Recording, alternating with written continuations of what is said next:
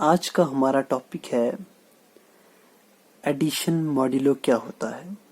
एक नई किस्म की एडिशन के बारे में हम डिस्कस करने लगे हैं। इसके बाद हम मल्टीप्लिकेशन मॉड्यूलो और फिर कंपोजिशन टेबल पर आएंगे।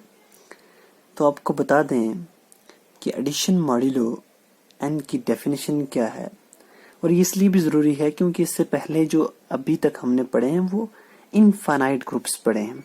जैसे मैंने जेड ऑफ ग्रुप है, इंटीजर्स का ग्रुप है, अंडर एडिशन ये ग्रुप है, ये इनफाइनाइट ग्रुप है।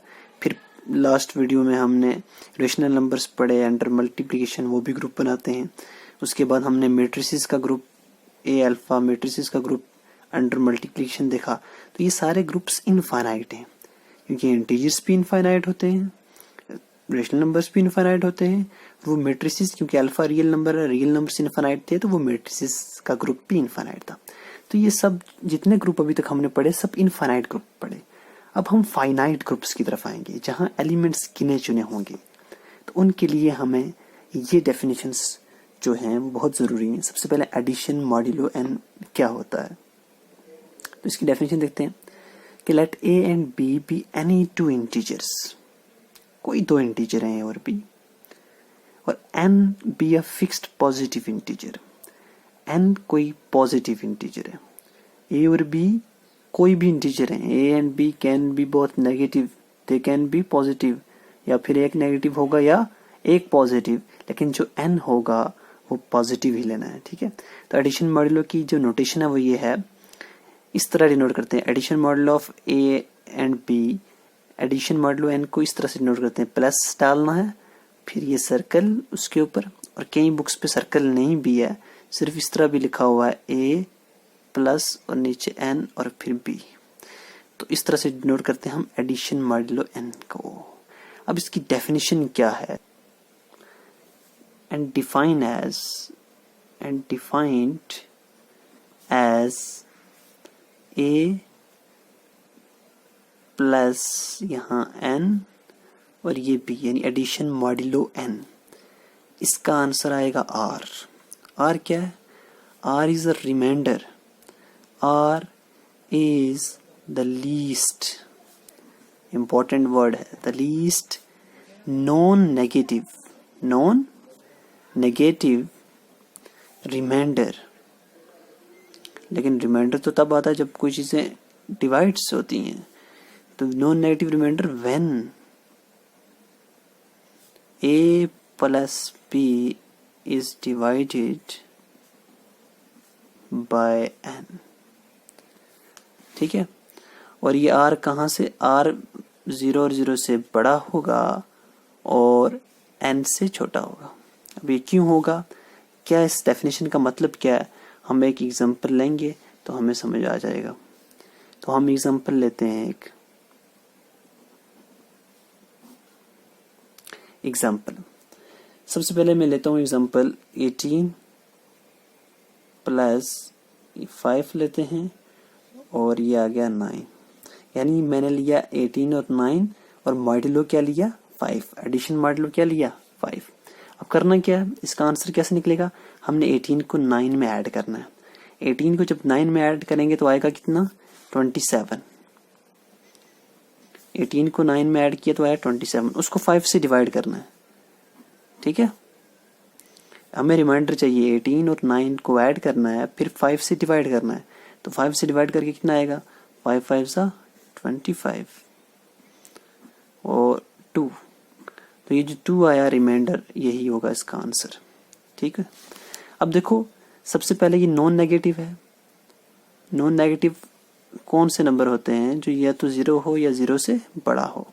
ठीक है, जो 0 से बड़े होते हैं उनको पॉजिटिव कहते हैं, 0 को इंक्लूड कर लें तो हम नॉन नेगेटिव कह सकते हैं, यानी जो नेगेटिव नहीं होते।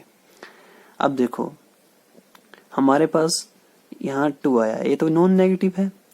और लीस्ट का क्या मतलब है, लीस्ट का मतलब ये है कि हमने 27 को 5 से डिवाइड करना था, है ना। तो मैंने 5 5 25 लिया।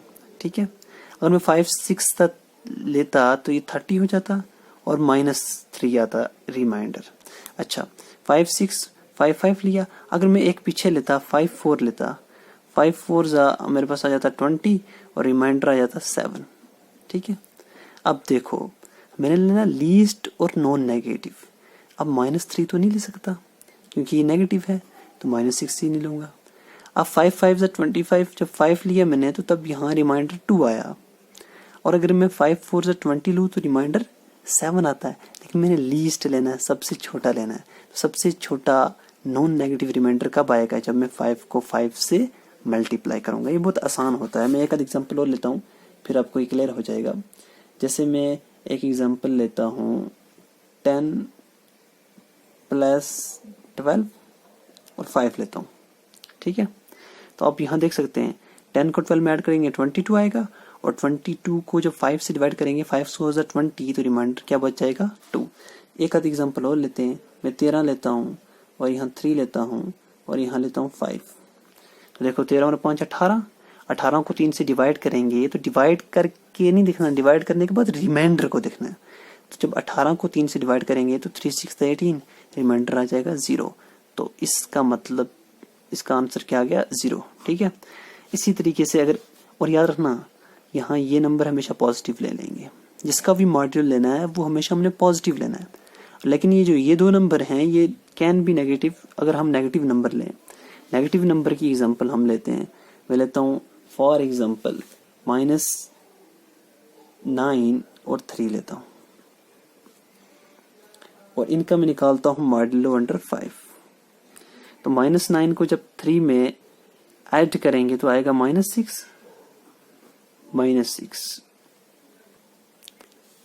तो -6 को डिवाइड करना है 5 से। तो अगर मैं 5 1 5 लेता हूँ तो ये क्या आ जाएगा? -1।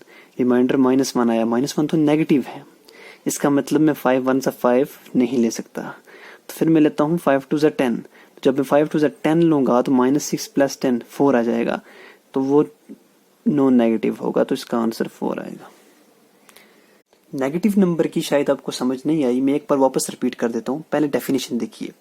एडिशन मॉड्यूलो n का मतलब है कि हमने a को b में ऐड करना है, फिर उसको इस n से डिवाइड करना है। डिवाइड करने के बाद जो रिमाइंडर आएगा वही आंसर होगा। लेकिन रिमाइंडर जब आएगा उसमें हमने 2 चीज़ें ध्यान रखनी है। एक तो रिमाइंडर नॉन नेगेटिव होना चाहिए, यानी नेगेटिव नहीं होना चाहिए। 0 हो सकता है, देखो 0 नंबर जो है ना नेगेटिव होता है ना पॉजिटिव होता है, तो 0 हो सकता है, और 0 से बड़े भी हो सकते हैं, लेकिन 0 से छोटे नंबर नहीं हो सकते। ठीक है, ये इसकी डेफिनेशन है। और आपको पता है ना कि जो रिमाइंडर होता है जिस नंबर से डिवाइड करते हैं उस नंबर से हमेशा छोटा आता है, तो इसलिए r is less than n है। ये मैं नेक्स्ट वीडियो में वापस समझा दूंगा आपको। तो एक एग्जांपल और लेते हैं नेगेटिव नंबर की। ये आपको समझ नहीं आई, एक एग्जांपल में और लेता हूँ जिससे आपको और क्लियर हो जाएगा। ठीक है, देखो मैंने लिया -9 और 4, मॉड्यूलो लिया मैंने 4। ठीक है, तो मॉड्यूलो मैंने लिया 4। अब इसका क्या मतलब होता है कि -9 को +4 करूंगा, -9 + 4 करूंगा तो आ जाएगा मेरे पास -5। ठीक है, और इस -5 को किससे डिवाइड करना है? 4 से। ठीक है ना, इन दोनों को ऐड किया तो आया -5। फिर ऐड करने के बाद 4 से डिवाइड करना है। डिवाइड करने के बाद रिमाइंडर देखना है, रिमाइंडर क्या आएगा। रिमाइंडर ही इसका आंसर होगा। ठीक है, तो 4 से डिवाइड करूंगा, तो अगर मैं 4 1 4 लेता हूँ, देखो अब मुझे 4 से डिवाइड एग्जैक्ट डिवाइड करना है, पॉइंट वगैरह नहीं लगाने हैं, इंटीजर आना चाहिए, नॉन नेगेटिव। ठीक है, तो 4 1 4, तो -5 + 4 तो -1 होता है, तो रिमाइंडर आ गया -1। तो यहाँ -1 लिखेंगे ना, क्योंकि वो नॉन नेगेटिव लेना है। अच्छा, 4 1 4 किया तो नॉन नेगेटिव। अच्छा, अगर 4 0 0 करूँ तो तब भी नेगेटिव आएगा, क्योंकि 4 0 0 -5 का -5 आएगा। ना 0 लिया ना 1, तो आगे चलते हैं। मैं लेता हूँ यहाँ 4 है, यहाँ -5 है। मैं लेता हूँ 4 2 8।